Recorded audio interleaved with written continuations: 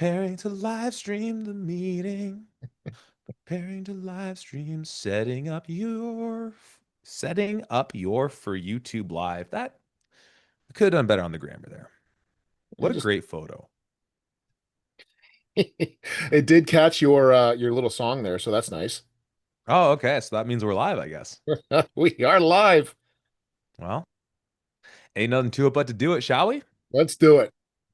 Hello and welcome to At the 55, your home for U Sports football. Me and Tom are back on the mics with an emergency reaction podcast as the news that everyone was waiting to hear and surprised no one finally came out as as Michael Faulds is filling the shoes of his former head coach with the Western Mustangs, Greg Marshall. Michael Faulds now becomes, what is it now, the eighth head coach in Western Mustangs history, following up his outstanding 13 years. It blows my mind, Tom, to think 13 years with the Laurier Golden Hawks. So we're going to react to all of that and talk about, everything and anything.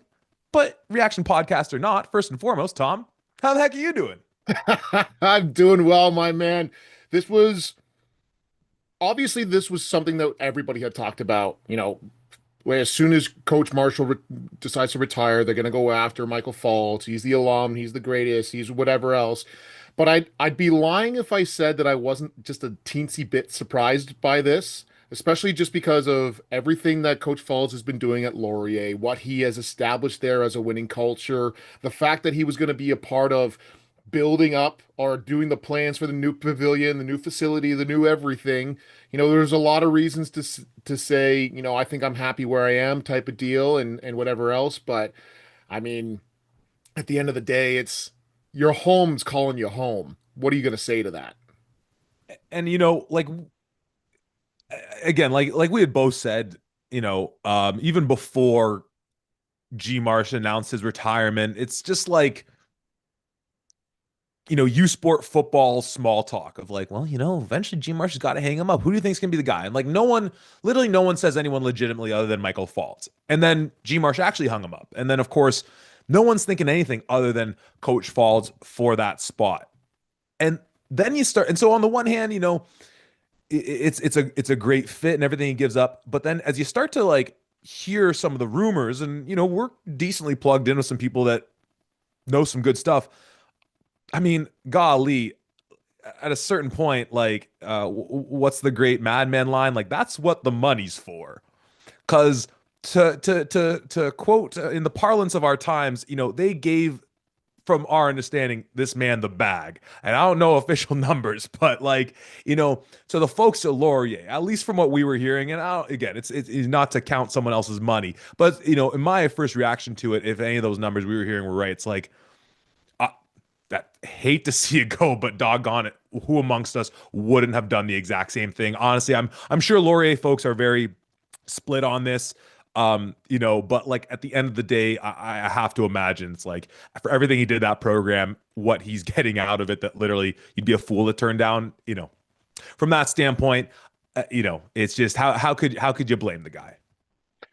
I mean, I hear you for sure. It's a hell of a thing, but man, you want to talk about how I will say this right now, and we've hinted at it obviously a couple of years now, whatever. But if there was ever any doubt, it's secured now. The greatest rivalry in U Sports is between Laurier and Western. I can promise you, if the World Series is going on, if the Super Bowl was happening at that time for whatever reason, whatever is going on that day when Western plays against Laurier, whether that's in the regular season or in the playoffs, you will not be able to pay me to go anywhere else. I will be at that game. It is unbelievable to think of. And you start thinking about, what are some of the actions of the players and that. Our guy, friend of the podcast, and just a guy that we are fans of, Taylor Elgrisma, tweets out, beat them so badly they had to poach our coach. Hashtag roll Hawks. And a number of Laurier Golden Hawks have reposted that. So the mentality is there. I think the boys they must be a little shocked about the reaction that's happening here, but they're gonna get theirs. Well, and I don't read that as, well, first of all, I love how we introduce Taylor Elgersma just as like friend of the pod, friend in general. It's like, at Creighton, Yates Cup winner, Yeah, NFL. potential NFL superstar, whatever. Yeah, Most he's a friend of the importantly, podcast our first. friend. Most importantly, our friend. I mean, you sent that to me. I didn't read that, and I don't think you did either. And if you did, I'm happily to discuss it as like anti-Faulds in any way. More of a, I think people. It's like I don't know if you want to talk about this in terms of like who said it, but I think when we were leaving the Laurier beatdown at Western, and someone connected to Mustang football was like, "Oh yeah, no, we'll get Faulds. It's what we do," and there was a certain arrogance. I think, and I think there's just a certain like, it's like if it were literally any other school, like you know what I mean. But it wouldn't be the case. Like he like just for him to do what he did in his time at Western, Michael Faulds, that is, the three back-to-back Yates appearances and losing the greatest one ever, your favorite game, all that, then going to York and Lord. Like the story isn't quite the story if it doesn't start at Western to begin with. It's the unfortunate truth all of us who weren't Western folks have to accept, which is just that like Western is that crown jewel of our league. But I don't read that as being negative. I read it more of like a doggone it. Man, not mad at you for doing it, of course, but like golly, of course it had to be Western. That's the thing. And it's, from an optical standpoint, happy for Coach Faults. He gets to go back home. He gets to, be where he was. He met his wife when they went to Western. She's from the London area. There's so many ties and connections back to the London area, and that means so much. The thing that drives me nuts is how many Western fans and alumni came up to us being like, "Oh yeah, when G Marsh is done, we'll get Faulds. Like whatever it takes. Like he's gonna come back. It's gonna be fine. We're gonna be Western again." And just how smug I'm sure so many of them are right now, being like, "Yeah, we told you. I don't know what to tell you. Well, you think what? You thought Western wasn't going to be Western anymore? Yeah, of course we're going to go out and get the best coach that there is out there right now." But Yeah,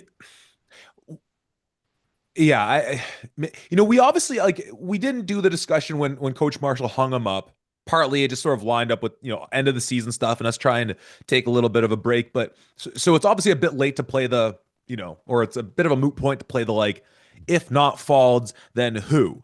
But one of the interesting things that sort of came to light in talking to people about this, and beyond all the reasons that Faulds was a great match, part of it was, to our understanding, that they wanted someone from that program. They like to hand it off to safe hands. That's why you're hearing JP Cercelli's name was sort of that other name that you're hearing thrown about, and everything of that nature. I guess like for just for the purposes of you know having the conversation, if only briefly, like if not Faulds, then who? I mean, you start looking at all of the different people out there. I have to assume if it wasn't Faulds, you go, okay, well, who's the next guy who has some ties to Western, who has been successful? And it's Steve Snyder at Queens, but he's a guy who just coached there. He didn't actually play there, and those guys really like to have that. So, yeah. Can you share your theory now? Like now Yeah. you mentioned Steve Snyder as the possibility. That's obviously not come to light, but please, it was an immensely great theory and one that we even shared with a Queens person. They're like, don't see it happening, but it's a great take.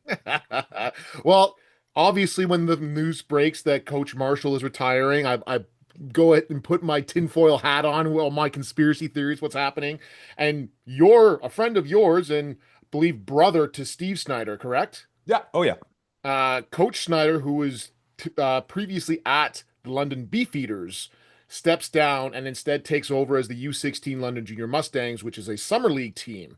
My thought process was, oh, he's stepping down from the Beefeaters because Beefeaters play at the same time as the Mustangs. He's going to take over for the U16 Junior Mustangs in the summer to help recruit because his brother Steve Snyder's taking over as the head coach and he's going to take on some kind of a coaching role within that program. Holy crap, put this together.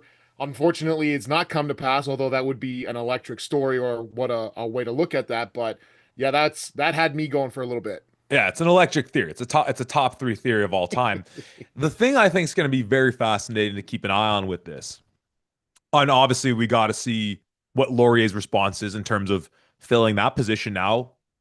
I mean, I'd love for it to be Coach Galloway, selfishly. And he obviously played interim head coach in his time at Guelph after Coach Lang had hung him up, right? So I mean, he kind of has a bit of that track record, and it just seemed like the timing didn't work out for that to be more of a long-term thing. His track record as an offensive coordinator is obviously immaculate.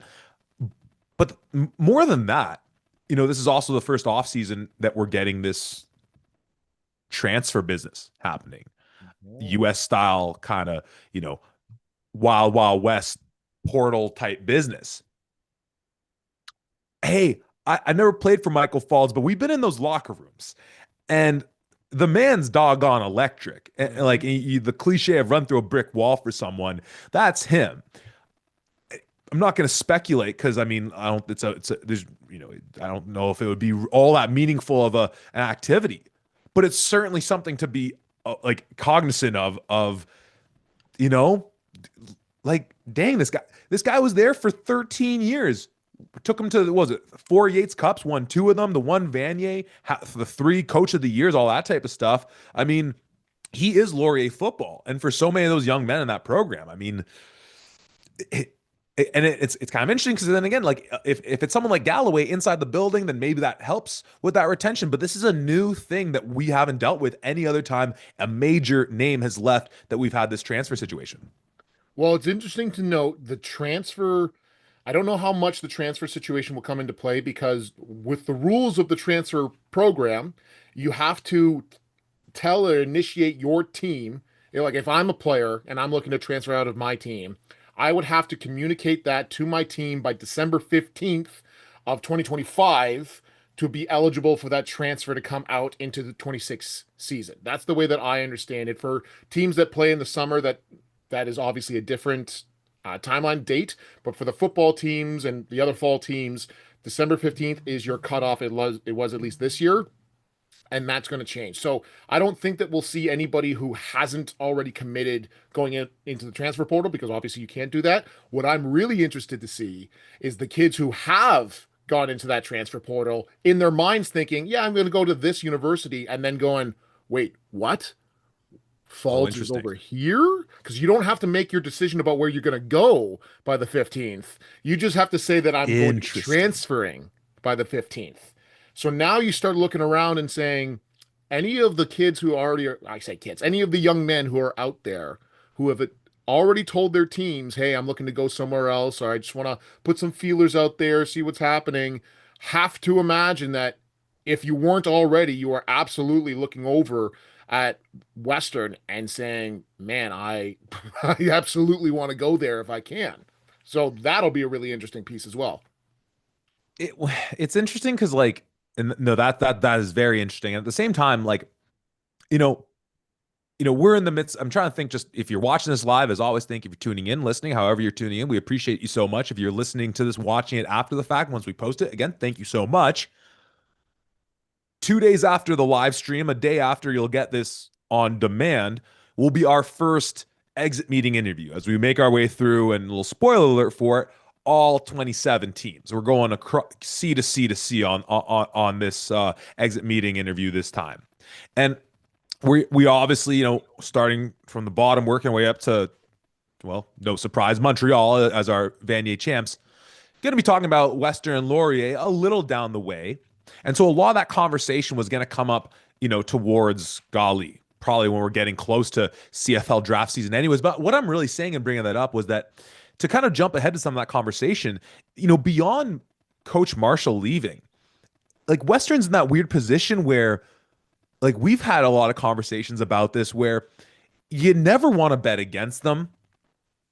And there's some things we heard about, some stuff happening there, some players that like does obviously have if it comes to fruition, will have a very positive impact with that team. But Mhm. they're obviously going to go through a big transition with quarterback, and Hillock obviously, a tough ending to his career, and Castleman, by all accounts, if he is the guy, looks to be a great option for them. And they're always going to find a way to replenish the cupboards. And even though they're moving on guys like Eric Anderson and Adu before, and I'm assuming Ethan Martin's going to be done. Like, there's a lot of guys moving on from that program. It's a young team.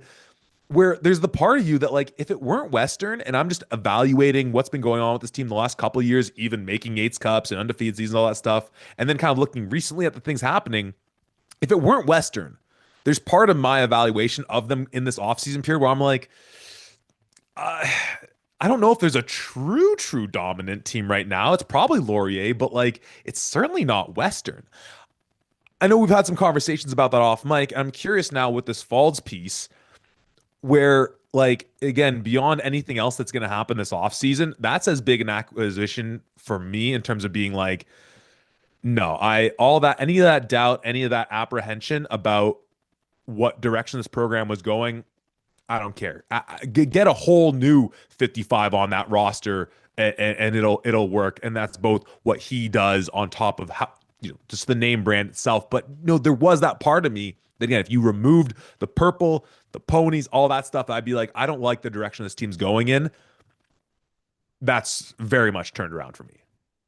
Yeah, I mean, when you start looking at obviously anytime a coach like Greg Marshall is going to leave, man, I don't know if there's a really perfect time, but this kind of feels like the best it could have been because you start thinking of, the old guard now of the Evan Hillocks, the Braden Masseris, the Max von Muhldorfers, our guy and Eric Anderson, like all of those guys, Braden Masseri, they're all leaving. They all were in their fifth year. This was the last year, and they're moving on. Obviously, there's a number of guys who are still there, but that old guard of the guys who were a part of that 2021 Vanier Cup team with Coach Marshall are now gone.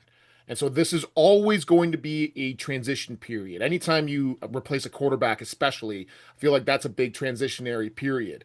So Faulds comes in with a young guy in Castleman, and even if uh, you still have the option of Rancourt potentially coming back and being your guy, your quarterback there, so there'll be some kind of a tryout at bare minimum to see what happens there. But you've got new guys who are coming in key places. You've got a fantastic Western offensive line that just seems to churn out new all Canadians every single year.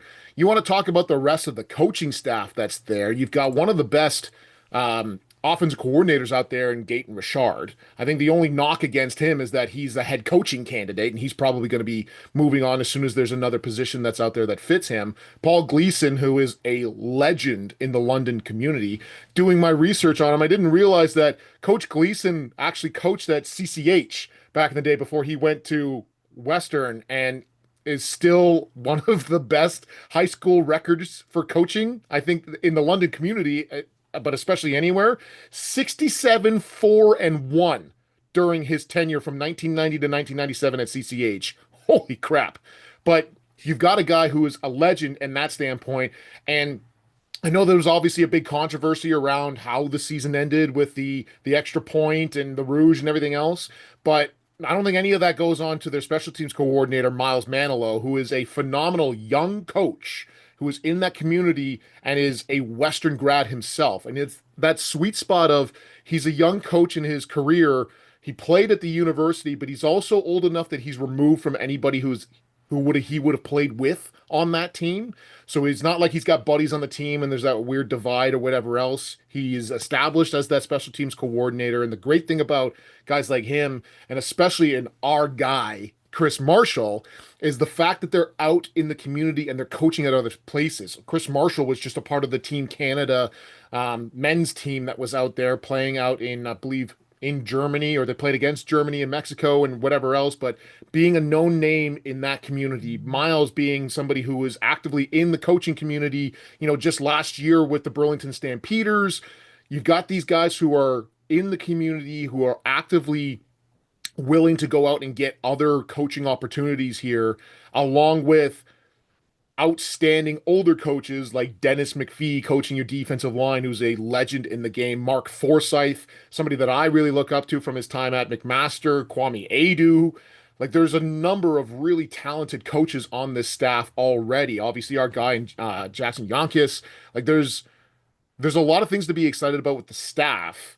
And if there's one thing, Coach Faulds obviously being one of the best quarterbacks to play, his strength is the culture side. He brings in a guy like Todd Galloway and for the X's and O's piece and to really take over the offense and explode. Obviously, he still has his takes on it and his feels on it, but he is the culture guy. And to establish another culture like what he had at Laurier at Western, if he can turn the Western Mustangs from a team, and obviously we're not in the locker room, this is speculating, but a team that's like, oh, we expect to win, we're always going to win, we're better than, into a team that has a chip on their shoulder and has something to prove and wants to come out there and say, no, we'll show you why we're the best team in the nation. That is a very dangerous idea. Well, that's interesting. And I'm happy you got there because I wanted to ask you, like, if in a word, what would you describe as Coach Marshall and then subsequently Coach Faulds is the thing they do best? And I like that you went to culture. I feel like for similar reasons, I was thinking of the word like energy and Mm. passion when I think about Coach Faulds by accounts of people that have played for and worked in their locker rooms and probably something Falls just picked up from Marshall. Just dudes where like you get in the building, they've already spent like 2 hours on, to my understanding, it's the elliptical in G Marsh's case, and it's like running essentially like a full marathon a day if you're Coach Falls. And but that's interesting what you bring up because on the one hand, obviously, if anyone has the right to go into that program and say, look, I'm gonna, I'm an alumni, and this is obviously why they want someone from the program who understands, and not just from the program, but from Coach Marshall's time, albeit like right at the start of his time there. But like, I have to imagine there's part of them that's like, okay, like, you did great at Laurier, obviously, and we want you here, and you're the best option we have. You're the best candidate there really is. But don't rearrange the furniture much, Mm. right? We're like, don't like, and so and so I'm curious to see from that culture standpoint, like what that impact is. Yes, I think it's a great point you bring up of some of the fresh faces in there and how just naturally it's going to take on that sort of image. At the same time, one might say that, well, he's a product of that system that culture. So like whatever he learned to do for Laurier is going to naturally be a product of it's that Greg Marshall coaching tree that we were and just off mic talking about the other day, but the chip on the shoulder thing's interesting because to me that works at Laurier. That just doesn't that note just falls flat if you're Western.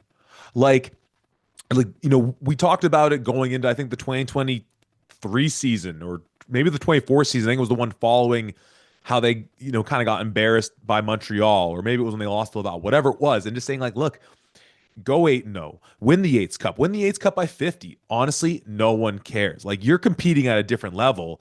And this is the thing that I had kind of been saying about Laurier of late, of like, I wonder with the things like the just being one of the best teams in the country consistently over the last 3 years, things like the changes to the stadium and the pavilion coming in, is there a tipping point? Hey, plug your ears, Jack Moore. Is there a tipping point where you lose a little bit of that grit when you get all that stuff coming in?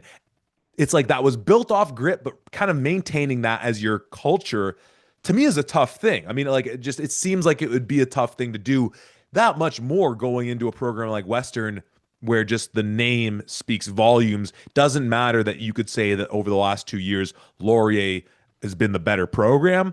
It's always going to be Western. And to me, that's going to be a hard, like, I don't know if that works in Western. But again, I don't even know what that means for me to say doesn't work. If it gets your players fired up, it gets your players fired up. It might just have us on the outside being like, you SOB, you're not, what are you trying to sell them? Like, what are you trying to make this out like you're some underdog type thing?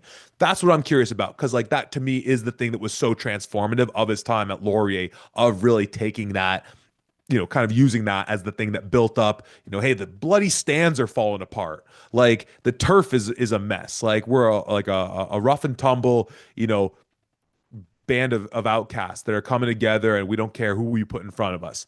That to me is going to be a fascinating thing to see if that changes or if, as you're predicting, he's just going to say, no, that's how I coach football. And I will do that whether I'm coaching for Laurier, whether I'm coaching for the freaking, Super Bowl champs, whoever. Yeah, I think the thing that really drives it home for me is even the way that Coach Faulds was acting at East West when he was one of the coaches, he's one of the head coaches there. The way that he's firing up the guys, the way that he's talking to them, very similar to how he's talking to his guys at Laurier. And I have to imagine that's what's going to continue to happen at Western. He's going to bring this mentality, this culture, this everything that's there. But I don't know, like if there was ever going to be a time where, again, you could say, hey, you know what, maybe it's time to blow things up and maybe it's time to relook at what's going on here. It's a Western team that, yes, while they went 7-1 and still are very dominant within the OUA, getting knocked out in the quarterfinals here is something that hasn't happened ever, I don't think, to Coach Marshall. And so that's the first time in a very long time that Western's had something along those lines. So changing up how you do things, changing up who's in certain places. There's nothing, we just went through how good all of these coaches are who are actively there. At a certain point, if you're Coach Faulds, maybe you want your guys who are there. I don't know how many guys, if any, would leave Laurier to go to Western, but Coach Faulds obviously has a number of good contacts across not just the OUA, but U Sports. If he wants to call up somebody, hey, why don't you come back home? Maybe somebody from his playing days that's actively coaching somewhere else. Again, all pure speculation, but not out of the realm of possibility here. So it'll be interesting to see as of now, right now at 6:27 p.m., January 5th. Coach Faults has not had a chance to meet with the Western Mustangs coaching staff, with the players or anything as of yet. That's just been announced. It's everything else. So we'll have to wait and see if any changes do end up happening. I wouldn't be surprised if, the nice thing about making this decision now, you've got some time to work things out, whatever. You've got off-season workouts and you've got spring camp.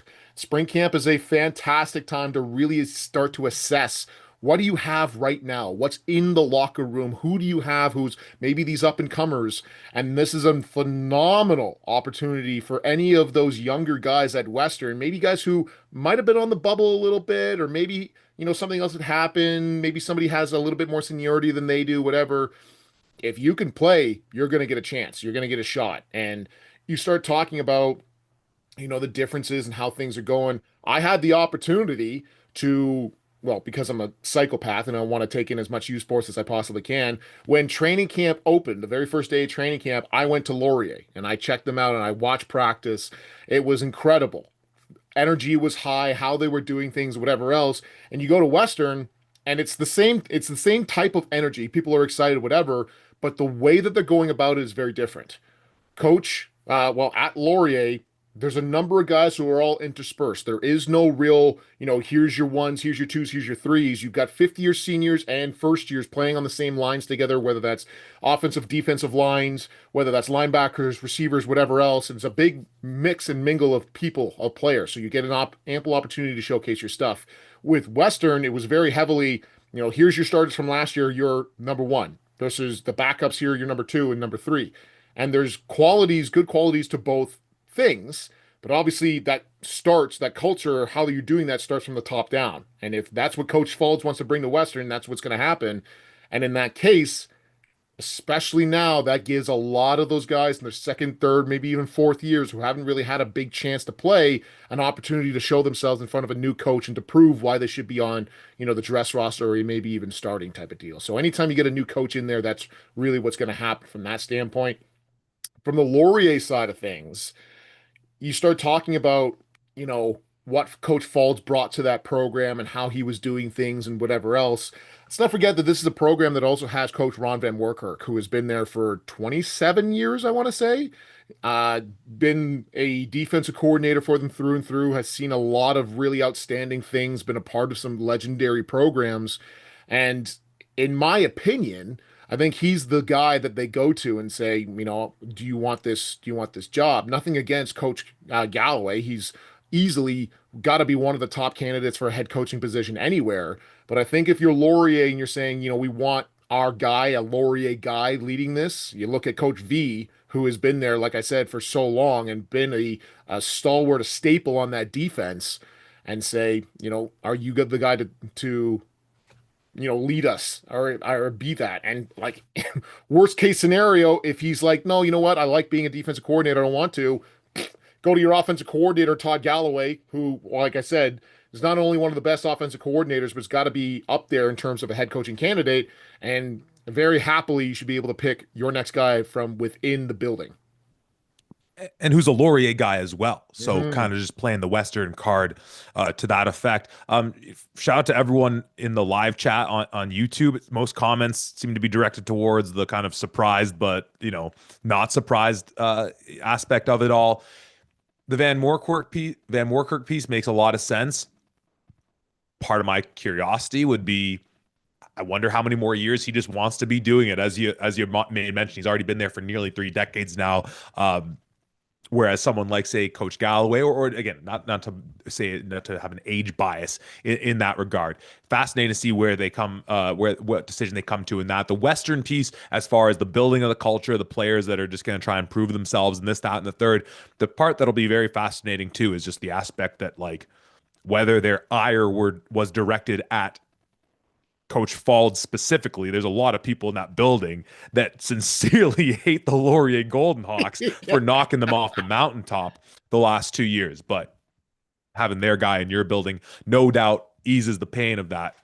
The thing that would be almost too beautiful to see in terms of like a parallel repeat of the Faulds Marshall story. And obviously, Faulds' football career ended with that ACL injury. And I don't know, based on that, if he had any shots of playing much further because of it. But it's what, 2 years after he hangs him up, he appears at York as the OC, a year or two. Like, it's pretty quickly after. Yeah. Yeah.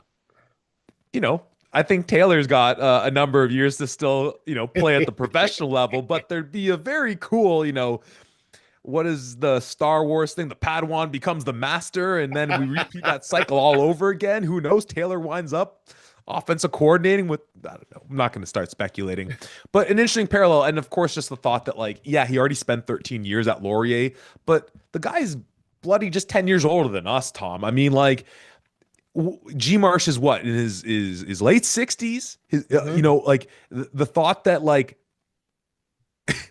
the thought that Faulds could just, as the best coach like there is available, joining the best program, and he could just be there now for literally as long as he wants.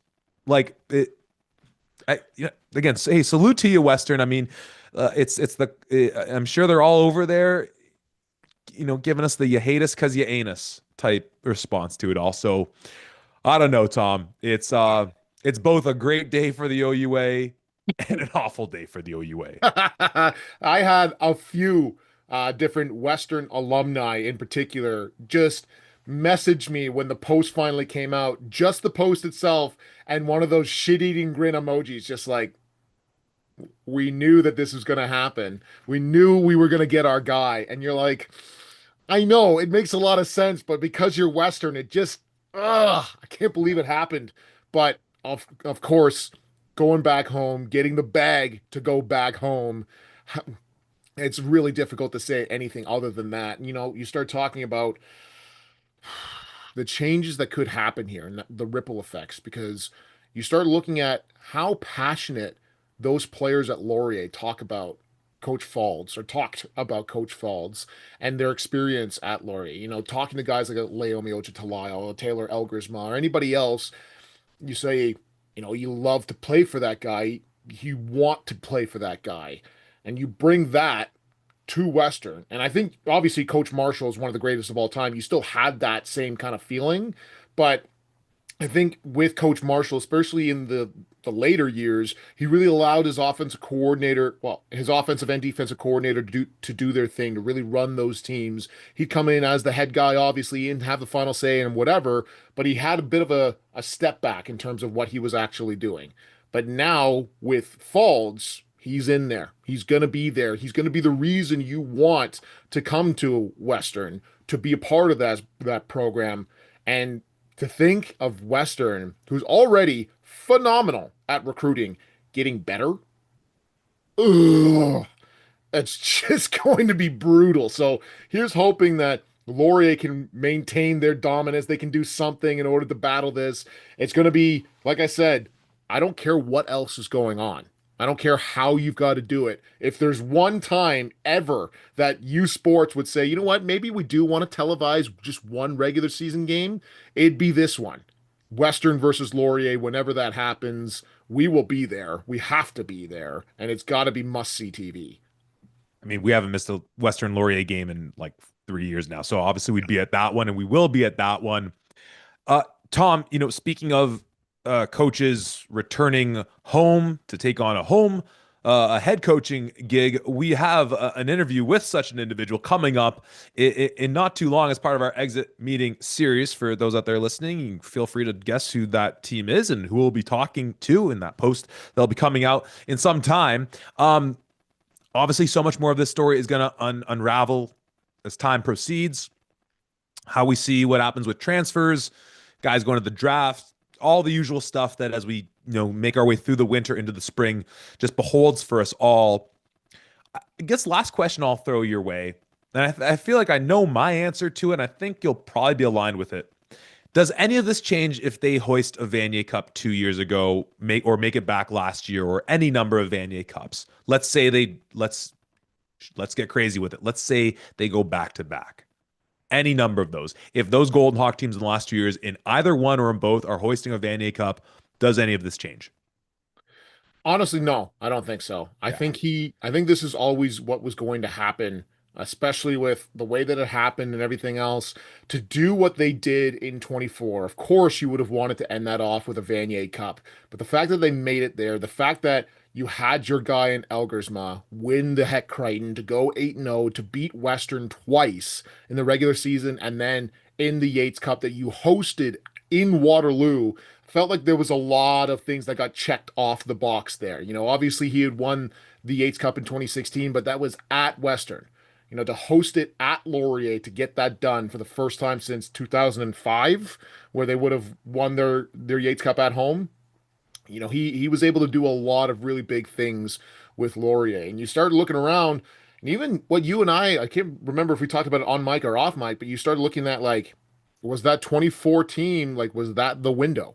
Was that your chance if you were going to make a run and get to a Vanier Cup? Because now you get into 25, and of course, you've got a lot of those guys coming back. There's a new quarterback and a couple of new faces, but a big bulk of that. But any team, any given Saturday, Queens shows up and does a dominating performance, and they are the rightful Yates Cup champions. And now another exodus of players. Ethan Jordan, Laomi Ojatalayo, I would imagine was going to be gone as well. There's a bunch of guys, and obviously we'll talk about that in our exit meeting, so I don't want to dive in too much of that.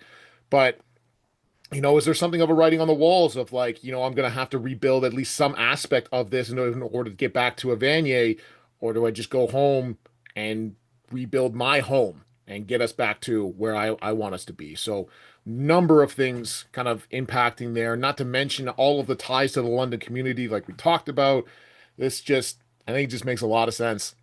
No, I agree. And ultimately, at the end of the day, like we kind of talked about earlier, and as you alluded to about Laurier, we'll talk more about Western when we get there in the exit meetings.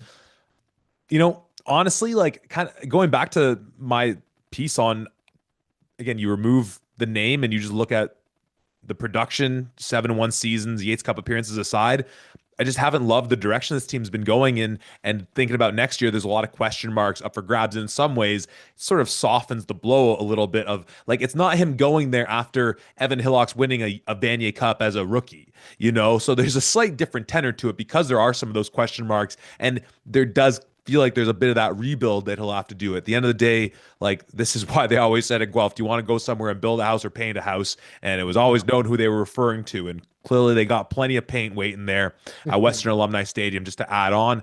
But again, this year of all years feels a little bit different to enter that program than it like almost in any year of recent memory. So softens the blow a little bit. And at the end of the day, like I just have so much respect and admiration for Coach Faulds that I'm happy for him.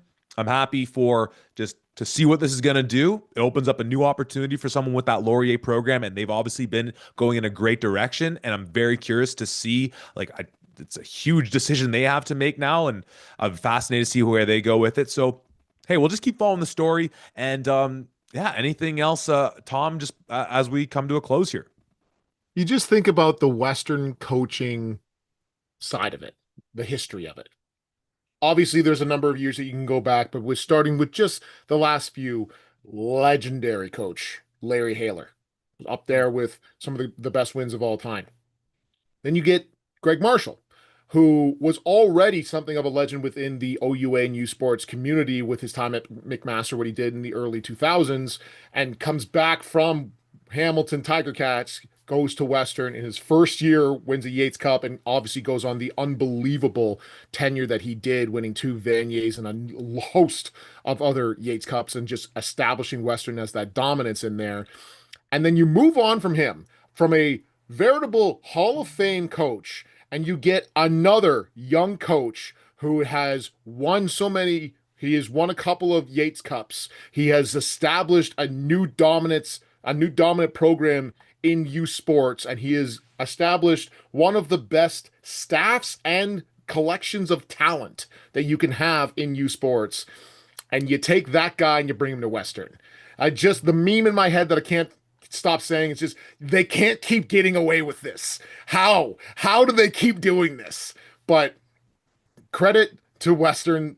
I don't know that they had an option B. I don't know if they had gotten to that point of like, well, if Faulds says no, who do we go to? I think it was just, well, we've got all of our money on black. We're getting Faulds. If that doesn't happen, we'll pivot. We'll figure out something else. But they got their guy. They've got who's going to be the face of that Western program for 30 years, 20 years, a long damn time. They have stability once again. There's no more talk of, what's going to happen with the Greg Marshall era when that's done, who's going to step in. You've got one of the best coaches that are out there, period, at your university, which is home. You've got a number of young, talented players who are already there despite the transition period that's going to happen. And with the culture that he is going to, whether that's bring or just continue to instill that's already in that building, he's going to make it better. They are going to be dominant. And I don't know, do we say 3 years, 4 years, and he's back in a Vanier? Is it sooner? Oh man, that's a great question. We'll call the over under 3.5 years to a Vanier.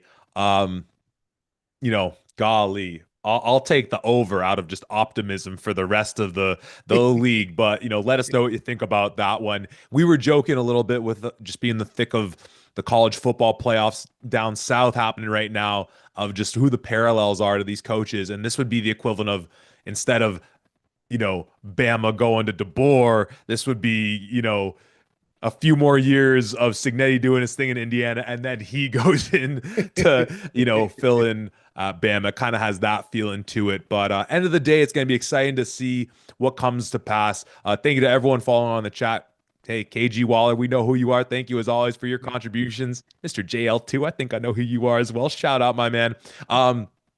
And yeah, so again, we'll have the exit meeting episodes coming out. Time of recording as of this Wednesday. Again, starting 27, working our way up. Yes, there's teams with equal records and different conferences makes it difficult.